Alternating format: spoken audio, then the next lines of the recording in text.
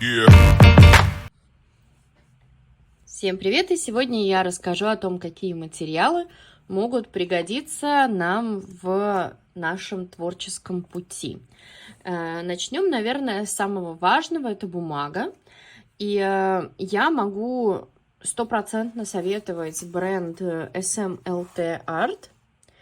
И тут совершенно не важен форм-фактор этой бумаги. То есть это может быть как скетчбук, это может быть отрывные листы, это может быть склейка, это не важно. В целом бумага для акварели нужна будет для каких-то зарисовок, где мы будем использовать именно саму акварель, чтобы не было никаких сюрпризов, так сказать. Эта бумага, она выдерживает и работу по мокрому, и по сухому, и лессировками по-всякому. В том числе она очень хорошо подходит для скетчей, который стиль, конечно, мы будем и тренировать с вами. Вот.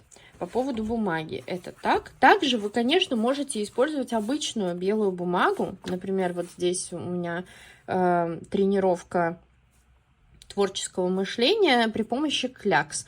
То есть, в принципе, эта бумага выдерживает, но, как вы можете заметить, она немножко пошла волнами из-за того, что было много воды использовано. То есть это тоже нужно брать во внимание. Если вас это не пугает, то, в принципе, можно использовать и обычную белую бумагу, но поплотнее было бы, конечно, удобнее и приятнее вам самим работать.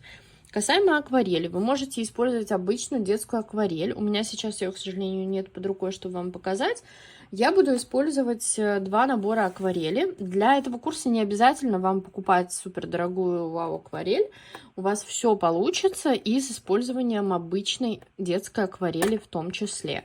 Потому что никакие тяжелые смеси из пигментов мы не будем делать. Но я расскажу все равно, на всякий случай, вдруг кому-то будет интересно. Я буду использовать Mijello Mission Pure набор, потому что мне очень нравится их насыщенность и яркость этих цветов.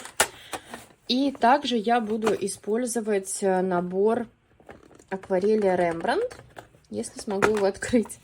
Да, вот такой вот набор. Здесь не только Рембрандт, местами есть и Невская палитра чуть-чуть, и Росса, какие-то цвета Ван Гог, какие-то цвета и Дэниел Смит, но в основном здесь Рембрандт. Это типа основная моя палитра, которой я пользуюсь повседневно. Может быть, они не такие пигментированные, не такие яркие, как тот же самый Mission Gold, но для наших целей с вами это сейчас будет подходящий материал. Так что если у вас есть какие-то из этих красок, смело их можете брать и использовать. Если нет, не расстраивайтесь, берите простую детскую акварель. Дальше для того, чтобы делать какие-то интересные заливки, нам понадобятся, естественно, кисточки. У меня вот такая вот белочка от Ван Гог, но вы можете взять любую другую белку. Главное, проверьте, чтобы она не вылазила, чтобы ворсинки не отваливались вам в рисунок, потому что это как раз то, что может у вас создать негативное впечатление заведомо об акварельных техниках, а нам оно не надо. Нам надо, чтобы вам понравилось. Также, скорее всего, нужны будут кисточки потоньше. Я предпочитаю синтетические кисти, которые такие удлиненные, тоненькие. И какую-нибудь одну совсем тоненькую, чтобы прорабатывать детали. Но если у вас ее нет, не волнуйтесь. Детали можно будет также проработать и линерами. Кстати, про линеры. Нам обязательно понадобится карандаш простой. У меня это Faber-Castell 07B. Автоматический карандаш. Вы можете взять совершенно обыкновенный графитовый карандаш.